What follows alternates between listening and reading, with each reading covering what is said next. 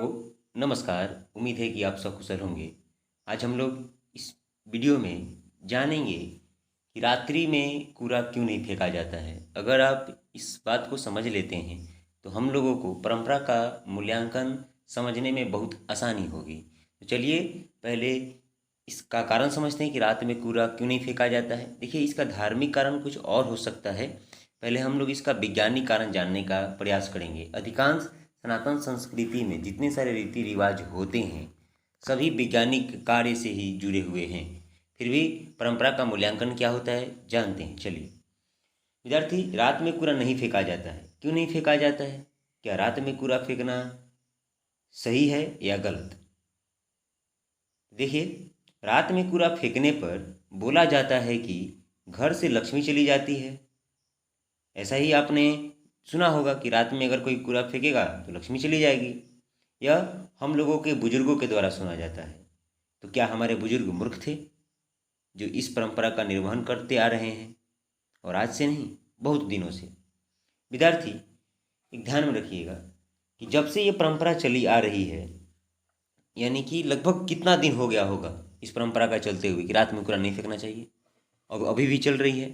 तो आपका उत्तर होगा कि बहुत दिनों से पहले, कि जब से मानव सभ्य हुई होगी तब से इस परंपरा का निर्वहन होते हुए आ रहा है। यहाँ तक आपको ये मालूम है। लेकिन एक बात बताइए कि जब से ये परंपरा चालू हुई है तो क्या उस समय रात्रि में जितना अच्छा आज लाइटिंग की व्यवस्था है, मतलब रात्र में जो इलेक्ट्रिक है, बिजली है, क्या उस समय रही होगी बिजली? उस समय बिजली रही होगी? तो आपका उत्तर होगा कि नहीं, उस समय बिजली नहीं रही होगी। तो काम कैसे चलता होगा? तो काम विद्यार्थी चलता था लालटेन से। किसकी मदद से चलता था विद्यार्थी? लालटेन की मदद से काम चलता था। और किससे? चांद की रोशनी में। इसी से अपना लोग जीवन यापन करते थे। कब? आज से सदियों, आज से कुछ वर्ष पहले ही हम मानकर चलते हैं, विशेषकर गाँव में ऐसा काम होता था। ठीक है, अगर रात्रि में कोई कूड़ा फेंका जाए घर से बाहर तो उस समय क्या होता था, लोगों को डर रहता था कि कुछ बहुमूल्य सामान रात्रि में अंधेरे में घर से बाहर न चला जाए। बहुमूल्य सामान क्या हो सकता है? कोई सोना, चांदी या कोई अन्य बहुमूल्य वस्तुएं हो सकती है। इसी को तो लक्ष्मी कहा जाता है ना। इसलिए हम लोगों के बुजुर्गों ने ये कहा है कि रात में या रात्रि में कूड़ा को बाहर नहीं फेंकना चाहिए, क्योंकि उस ज़माने में लाइटिंग की व्यवस्था अच्छी नहीं थी। तो डर रहा रहा करता था कि अगर आप फेंकेंगे तो कोई घर से बहुमूल्य वस्तुएं बाहर चली जाएगी, यानी लक्ष्मी चली जाएगी। इसके एक वैज्ञानिक कारण है। बात समझ समझ रहे हैं आप? तो यहाँ तक तो आप समझ गए कि रात में कूड़ा बाहर क्यों नहीं फेंकना चाहिए, क्योंकि उस ज़माने में लाइटिंग की व्यवस्था नहीं होती थी और लोगों को डर होता था कि अगर हम ऐसा कार्य करते हैं, मतलब रात्रि में कूड़ा बाहर घर से फेंकते हैं, तो क्या होगा? घर से बाहर लक्ष्मी चली जाएगी। लेकिन ये क्या है? ये एक परंपरा है जो हम लोग करते आ रहे हैं। तो क्या आज भी इस परंपरा का निर्वहन करना जरूरी है? विद्यार्थी, ये आपके ऊपर है। क्या हम लोग इसका मूल्यांकन करें कि क्या आज इस परंपरा का इस परंपरा का निर्वहन करना जरूरी है कि नहीं है? आप रात्रि में कूड़ा घर से बाहर फेंकेंगे कि नहीं फेंकेंगे? आप खुद इसका उत्तर दीजिए। मैं अपना उत्तर आपको बताऊंगा। मेरे समझ से आप रात्रि में कूड़ा बाहर फेंक सकते हैं। क्यों? क्योंकि आजकल लाइट की अच्छी व्यवस्था है। आप देख सकते हैं कि उसमें कोई बहुमूल्य वस्तुएं है कि नहीं है, पहले वाली बात है कि नहीं है। तो हम लोगों ने क्या किया, आखिर में आप कब निर्णय लिए कि रात्रि में कूड़ा बाहर फेंकना चाहिए? आपने इस परंपरा का मूल्यांकन किया। कौन सी परंपरा का? जो सदियों से चलती आ रही है। इसने आप यह इस परंपरा का आपने क्या किया? मूल्यांकन किया, जिससे आपको मालूम चला कि नहीं, रात्रि में कूड़ा आप बाहर फेंक सकते हैं। देखिए, या अब आपके ऊपर है। इसका धार्मिक कोई और कारण हो सकता है, लेकिन मुझे ऐसा लग रहा है कि यह एक वैज्ञानिक कारण है। यह मेरा एक व्यक्तिगत विचार है। यह किसी के भारत तो विविधता वाली देश है, इसका कोई और भी कारण हो सकता है। आप भी कुछ कारण बता सकते हैं, लेकिन मुझे जो लगा मैंने आपको साझा किया। ये आप ये समझ गए। अब आते हैं हम लोग अपने पाठ्य पुस्तक पर। चलिए शुरुआत करते हैं। पहले लेखक परिचय के बारे में जानते हैं कि लेखक परिचय कौन है, लेखक परिचय में क्या जानेंगे या लेखक का परिचय क्या है। देखिए, पाठ का नाम है आपका परंपरा का मूल्यांकन। इसके लेखक है रामविलास शर्मा। ठीक है, मैंने इसमें कहीं उल्लेख नहीं किया रामविलास शर्मा, लेकिन जिनका जन्म कब हो रहा है, इनका जन्म हो रहा है आपका 10 अक्टूबर 1912 में हो रहा है। कहाँ हो रहा है, तो यूपी के उनाव के एक छोटे से गांव ऊंच गांव में हो रहा है, ऊंच गांव सानी में। ठीक है, और देखिए विद्यार्थी, इनका निधन हो रहा है 30 मई 2000 ईस्वी में, दिल्ली में हुआ। उन्होंने लखनऊ से 1932 ईस्वी में बीए एवं 1934 में अंग्रेजी साहित्य में एमए किया है। कौन, रामविलास शर्मा। आगे देखिए, आगरा विश्वविद्यालय के कुलपति के अनुरोध पर वे केएम हिंदी संस्थान के निदेशक बने। ये सब एग्जाम में पूछे जाने की संभावना है। देखो विद्यार्थी, हम लोग अभी एक परंपरा का मूल्यांकन ध्यान में रखे हैं ना, इसी के आधार पर इस चैप्टर को हम लोग समझेंगे।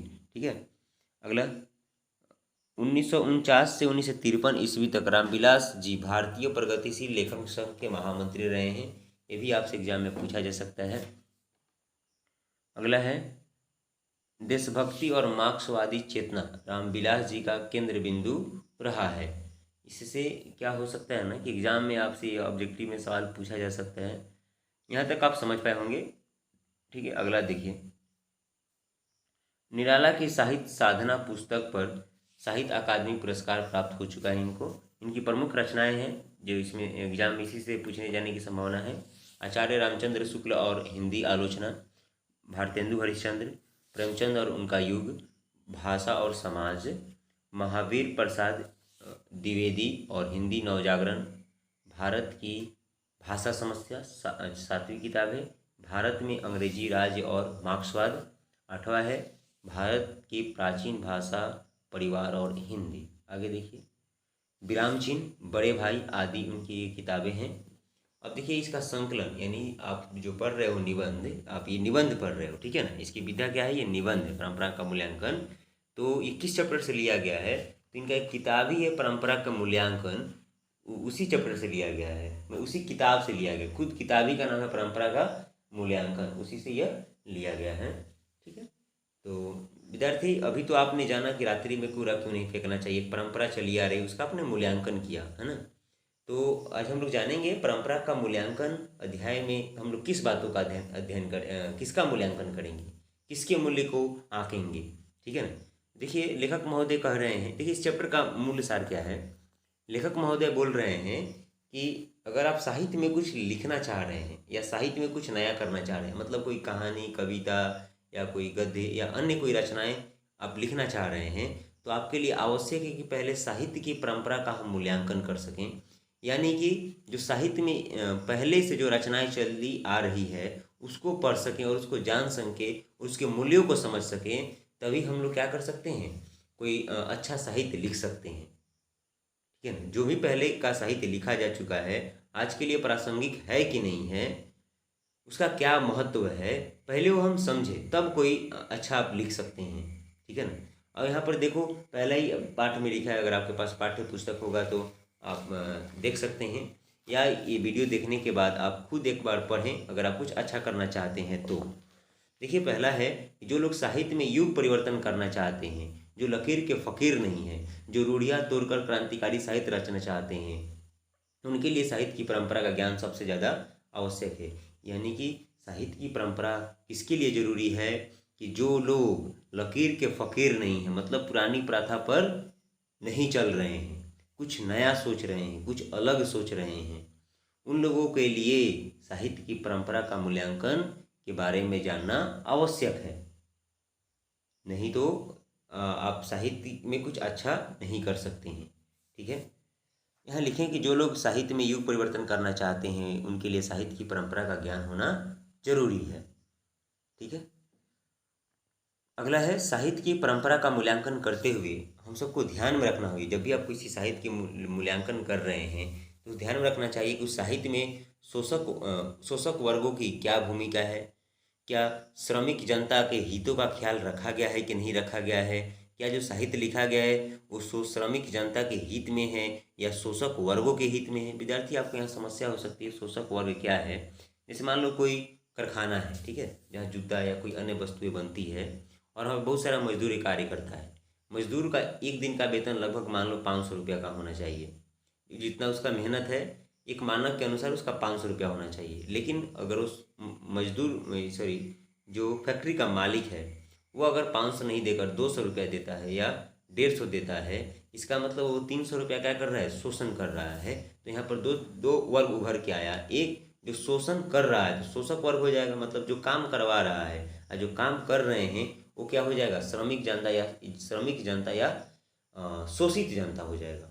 तो यहाँ पर ये बोल रहे हैं कि जो जो साहित्य है उसमें देखिए इन लोगों का क्या स्थान है, क्या उस श्रमिक वर्ग के हितों की चर्चा करी गई है कि नहीं करी गई है। अगला देखेंगे विद्यार्थी,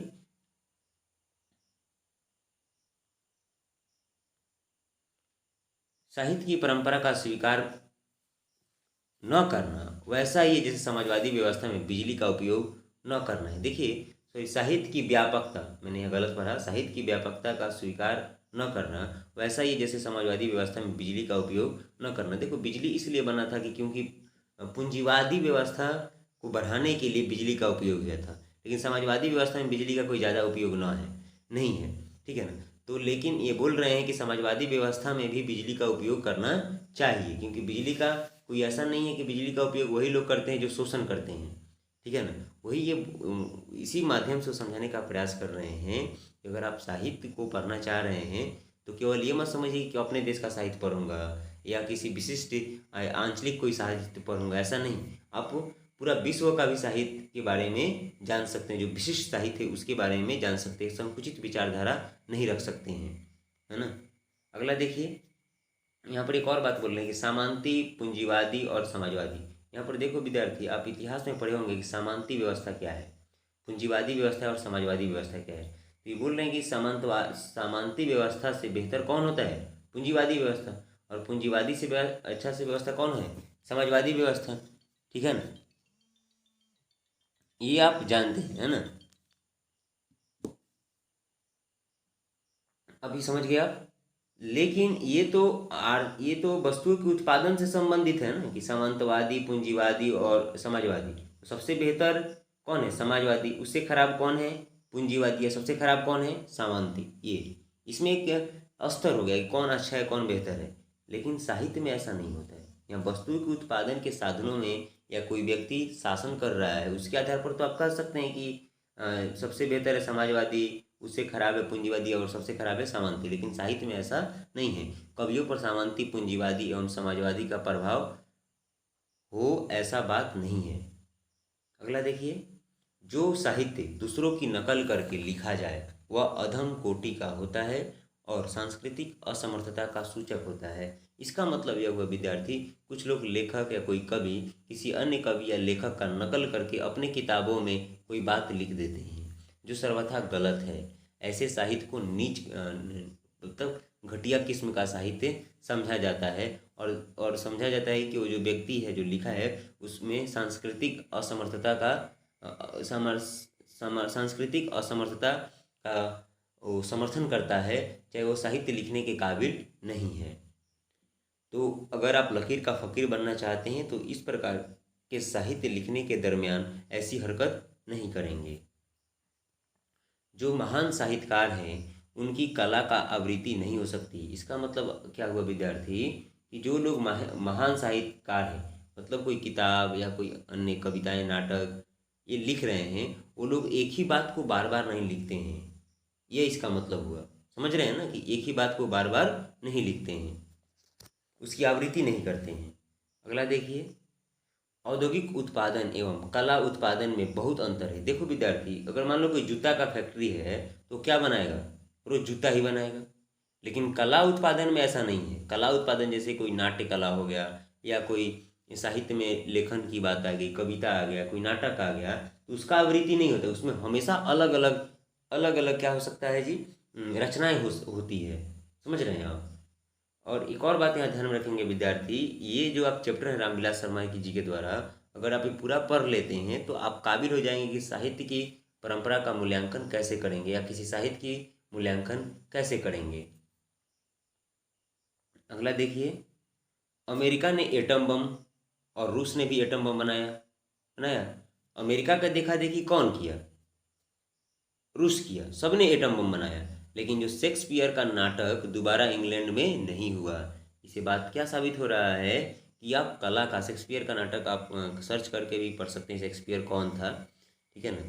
जिसे इंग्लिश में इनका क्या योगदान है, अब थोड़ा सा आप भी कुछ सर्च करके पढ़ने का प्रयास करिए। विद्यार्थी देखेंगे यहाँ, शेक्सपियर का नाटक दोबारा इंग्लैंड में नहीं हुआ। मतलब यह हुआ कि औद्योगिक उत्पादन में तो एक चीज़ बार बार बन जाती है, लेकिन कला के क्षेत्र में ऐसा नहीं होता है, क्योंकि शेक्सपियर का नाटक दोबारा इंग्लैंड में नहीं हुआ, आवृत्ति उसकी नहीं हुई। चलिए आगे देखते हैं। देखिए यहाँ, सामंतवाद दुनिया भर में रही, लेकिन कविता का केंद्र भारत और ईरान ही रहा। सामंतवाद पूरा दुनिया में रहा, लेकिन कविता का केंद्र कहाँ रहा? ईरान और भारत में ही रहा। इसका मकसद क्या है? यहाँ के कवि लोग इसका मतलब क्या है? मकसद नहीं, इसका मतलब यह है कि यहाँ के कवि अपनी कविताओं के माध्यम से सांस्कृतिक एकता और यहाँ के विशिष्ट वैविध्य संस्कृति को अपनी कविताओं में शामिल किए। आगे देखिए, कला का पूर्णतः निर्दोष होना भी एक दोष है। देखो, ये एक थोड़ा सा कठिन बात है, आप इसे समझ लीजिए। मान लीजिए कोई कला है, मतलब कहानी लिखना भी कला है, बोलना भी कला है, पढ़ाना भी कला है, ठीक है ना। मान लो मैं पढ़ा रहा हूँ, ये भी एक प्रकार का कला ही है। इसमें कोई दोष ना हो, मतलब मेरे पढ़ाने के दरमियान पूरा सब शुद्ध ही बात बोलूँ, कोई गलत मेरे मुख से निकले ही नहीं, ये भी एक प्रकार का क्या है? दोषी है। समझ में आ रहा है ना? ये भी दोष है। किसके अनुसार? लेखक महोदय के अनुसार। अगर अगर किसी व्यक्ति में इस प्रकार का अगर दोषी नहीं आए, मतलब जो भी बोले वो सत्य ही बोले, कोई उससे कोई त्रुटि ही ना हो, तो उस व्यक्ति का विकास क्या हो जाता है? रुक जाता है। इसलिए इसलिए कोई ना कोई आप में दोष होना चाहिए। और जो लोग भी प्रतिभाशाली लोग हैं, जो लोग भी प्रतिभाशाली हैं, वो इन कमियों को दूर करने का प्रयास करते रहते हैं। इसलिए अगर कोई भी कला है तो उसमें उसमें दोष का होना जरूरी है, ठीक है ना। यहाँ आप समझ गए होंगे। आगे आगे देखिए, प्रतिभाशाली मनुष्य कुछ नया करने के लिए हमेशा प्रयास में रहता है, ठीक है ना। तो इन तमाम जानकारी को लेकर आप साहित्य की परंपरा का मूल्यांकन कर सकते हैं। आगे देखिए, इंग्लैंड का साम्राज्य समाप्त हो गया। आपको मालूम है ना, आपने इतिहास में पढ़ा भी है कि इंग्लैंड का लगभग पूरा विश्व पर राज था, हाँ ना जी। लगभग पूरा विश्व आप कह सकते हैं, उसका कभी सूर्यास्त होता ही नहीं था। लेकिन समाप्त हो गया कि नहीं हो गया? इंग्लैंड का साम्राज्य समाप्त हो गया, लेकिन शेक्सपियर, मिल्टन और शेली विश्व संस्कृति के आकाश में आज भी नजर आते हैं। मतलब यह है कि साहित्य में जो भी महान रचनाएं हो चुकी है वो कभी नष्ट नहीं होती है। भले साम्राज्य तो चला गया, लेकिन साहित्य नष्ट नहीं हुआ। अगला देखिए, ये भारत से संबंधित बात है। बंगाल विभाजित हुआ, लेकिन उसकी साहित्यिक परंपरा का ज्ञान रहेगा जब तक बंगाली जाति सांस्कृतिक रीतियों रूप से अविभाजित रहेगी। बोले हैं ना, यहाँ पे बंगाल विभाजित तो हो गया, बंगाल के बहुत बार विभाजन हुआ, लेकिन उसकी साहित्यिक परंपरा का ज्ञान रहेगा तब तक बंगाली जाति सांस्कृतिक रूप से अविभाजित रहेगी।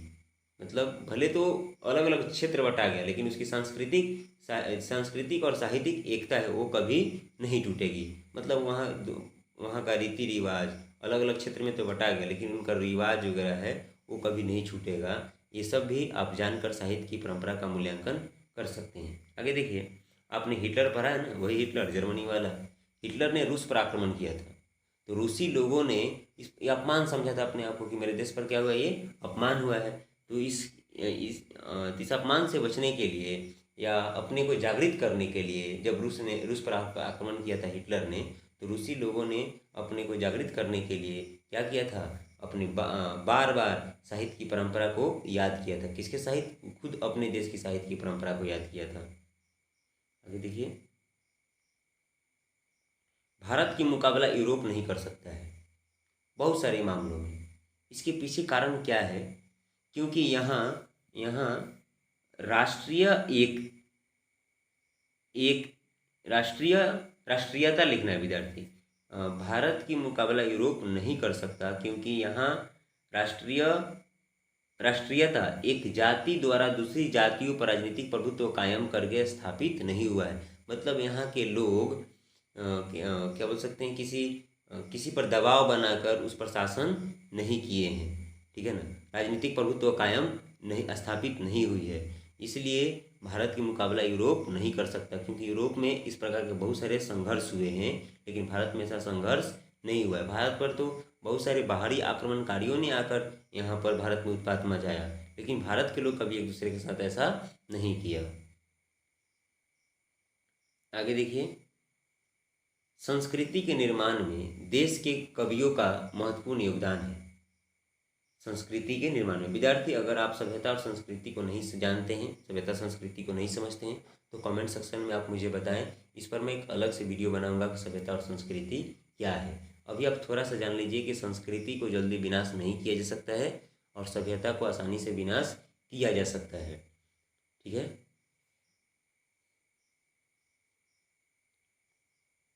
आगे देखिए, रामायण एवं महाभारत को संस्कृति से अलग कर दे तो देश की एकता टूट जाएगी।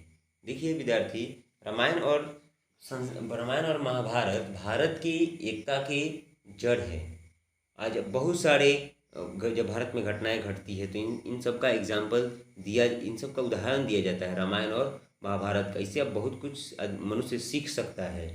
आप प्रभु श्री राम के चरित्रों के या उनके जो व्यक्तित्व था उस व्यक्तित्व को अपनाकर आदमी जीवन में बहुत सारा परिवर्तन ला सकता है, या दुखों से ऊपर आ सकता है, ईर्ष्या द्वेष घृणा से बाहर जा सकते हैं। आप किसी भी धर्म समुदाय से आप किसी भी धर्म समुदाय से आते हैं, लेकिन उनके व्यक्तित्व को अपनाकर ऐसा काम किया जा सकता है। ये तो रामविलास शर्मा मान रहे हैं कि भारत रामायण एवं महाभारत को संस्कृति से अलग कर दे तो भारत की एकता क्या हो जाएगी, टूट जाएगी। आगे देखिए, भारत के सामाजिक विकास में कौन कवि, व्यास और वाल्मीकि की भूमिका रही है, इसलिए इस देश के साहित्य की परंपरा का मूल्यांकन आवश्यक है। आगे, भारत की पूर्ण विकास समाजवादी व्यवस्था में ही संभव है। देखो समाजवादी व्यवस्था क्या होता है, एक बार आप जान लीजिए। समाजवादी व्यवस्था में उत्पादन के जितने सारे साधन हैं उस पर सभी लोगों का अधिकार होता है। मतलब जैसे आज आप जिस सरकारी विद्यालय में पढ़ रहे हैं उस पर किसका अधिकार है, तो आप बताओगे सरकार का है। सरकार किसका है, तो सभी जनता का है। तो आप इस प्रकार से ये बोल सकते हो कि जो सरकारी विद्यालय है आपका एक सामाजिक व्यवस्था का अंग है। तो भारत की अगर आप पूर्ण विकास करना चाहते हैं तो किसमें आपको विश्वास करना होगा, समाजवादी व्यवस्था में करना होगा। और समाजवादी व्यवस्था रहेगा तभी साहित्य सभी के पास पहुंच पाएगी।